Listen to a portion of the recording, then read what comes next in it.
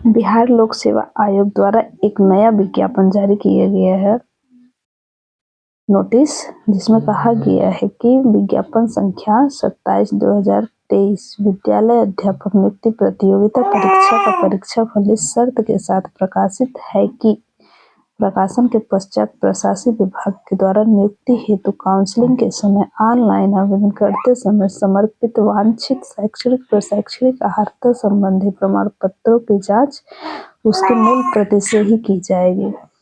इसमें सफल होने पर उनकी पात्रता एवं परीक्षाफल दोनों ही स्वतः रद्द समझी जाएगी। इसलिए आवश्यक है कि अभ्यर्थियों द्वारा ऑनलाइन फॉर्म भरते समय अपलोड किए गए कागजात यानी दस्तावेज को डाउनलोड कर सत्यापन के समय समक्ष प्राधिकार प्रशासनिक विभाग के समक्ष उपस्थित करेंगे। अभ्यर्थियों द्वारा अपलोड किए गए सभी दस्तावेज पर डाउनलोड करने पर उसमें स्वतः रजिस्ट्रेशन सहित नया अंकित रहेगा, जो पूर्व में वाटरमार्क से भिन्न होगा। अतः उक्त परीक्षा से संबंधित सतर्क रूप से सफल अभ्यर्थियों को सूचित किया जाता है कि ऑनलाइन आवेदन करते समय आयोग के पोर्टल पर अपलोड किए गए अपने सभी प्रमाण पत्रों को डाउनलोड कर जिस पर आयोग का वाटरमार्क होगा, प्रशासनिक विभाग के द्वारा आयोजित काउंसलिंग में प्रस्तुत करेंगे। आयोग के वाटरमार्क के बिना कोई प्रमाण पत्र मान्य एवं स्वीकार नहीं होगा। कोई नया प्रमाण पत्र अपलोड कर पुनः डाउनलोड कर जमा करने की व्यवस्था मात्र संबंधित प्रशासनिक विभाग की अनुशंसा पर ही अभ्यर्थियों को दी जाएगी, अन्यथा नहीं। अभ्यर्थियों के स्वास्थ्य, दिव्यांग आरक्षण से संबंधित प्रमाण पत्रों की जांच प्रशासनिक विभाग द्वारा कराई जाएगी।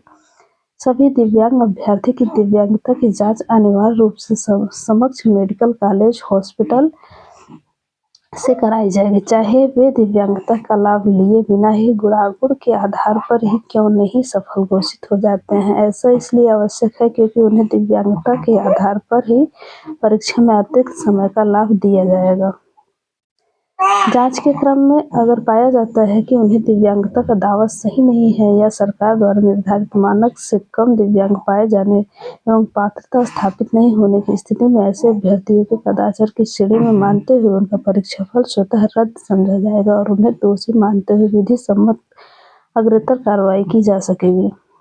अर्हता इन कट ऑफ को लेकर इसमें चर्चा की गई है कि क्रमिक एवं प्रशासनिक सुधार विभाग के संकल्प ज्ञापन संख्या 2374 दिनांक 16/7/2007 एवं पात्रांक 6706 दिनांक 1/10/2008 के अनुसार लिखित परीक्षा में शामिल सामान्य वर्ग के उम्मीदवारों को 40%, पिछड़ा वर्ग उम्मीदवारों को 36.5%, अत्यंत पिछड़ा वर्ग के उम्मीदवारों को 34% एवं अनुसूचित जाति एवं अनुसूचित जनजाति महिलाओं तथा दिव्यांग उम्मीदवारों को 32%।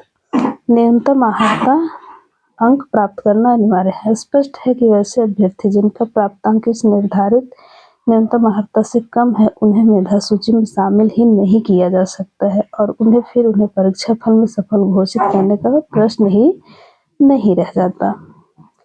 ध्यातव्य है कि आरक्षण नियमानुसार मेधा क्रम में सर्वप्रथम अनारक्षित कोट की रिक्त भरी जाती है। इसमें आप देख सकते हैं मेधा क्रम तैयार करने का जो नया नियम आया था लिखित परीक्षा के कुल प्राप्तांक, परंतु भाषा की क्वालिफाइंग होने के कारण इसके प्राप्तांक को छोड़कर अर्थात शेष 120 प्रश्नों के प्राप्तांक के आधार पर आयोग द्वारा सफल अभ्यर्थियों की औपबंधिक मेधा सूची तैयार की जाएगी।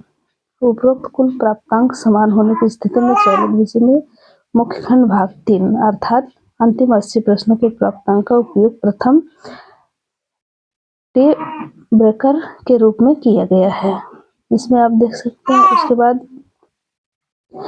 अत्यंत महत्वपूर्ण प्रावधान जो है डीएलएड का लेकर के है, जो नोएस्ट डिप्लोमा के लिए किया गया था।